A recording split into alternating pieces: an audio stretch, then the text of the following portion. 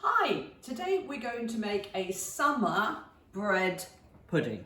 All right, it's very simple, very easy, and you can decide what ingredients and what fruits and things you use.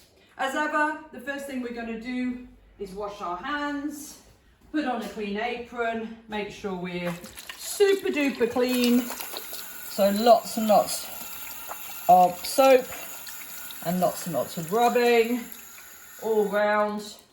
Dry hands, put on a clean apron, and then you're ready to make the summer bread and butter pudding.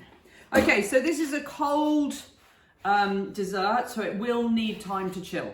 Okay, so let's just run through the ingredients. I've got some mangoes here.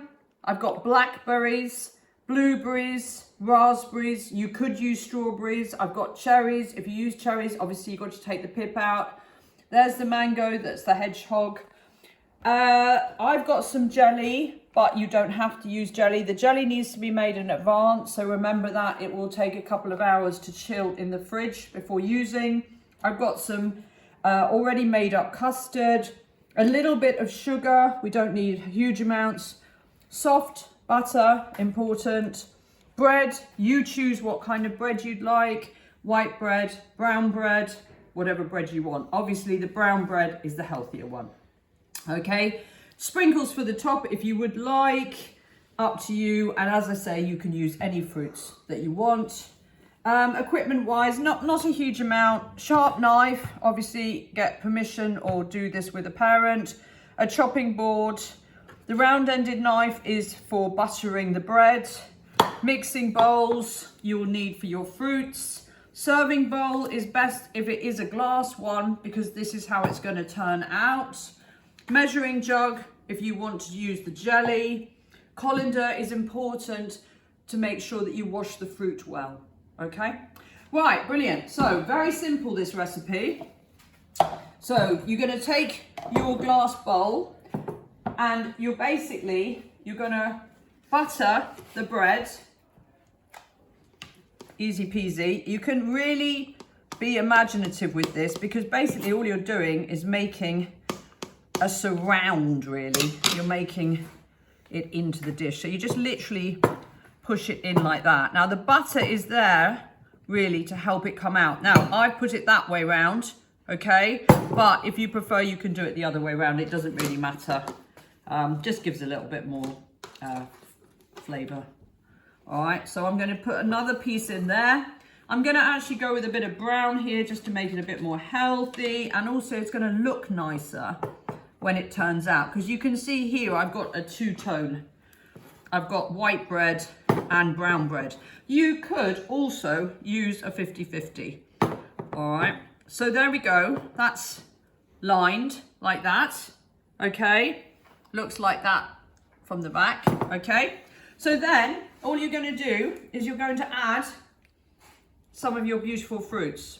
All right, now these fruits will of course take on a lot of juice. Okay, let's just take the labels out for now. Blackberries, blueberries. Okay, now the secret of this dessert is the packing down, the pressing down. Mango, lovely, look at that color. Gosh, fantastic. This is fresh mango, but if you can't get a hold of fresh mango or fresh anything, you can use tinned. It doesn't actually matter if you would like. I'm going to put in some jelly. Sorry about the hands, but they're lovely and clean. Adds to it, makes it a bit more exciting. And now I'm going to really push that down like that. Yum, okay. I'm going to add a little bit of sugar. I'm not going to add a lot of sugar because the jelly is sweet anyway. Okay, now I'm just going to put a little bit of custard on the top like that. And I'm hoping this is all going to sink in.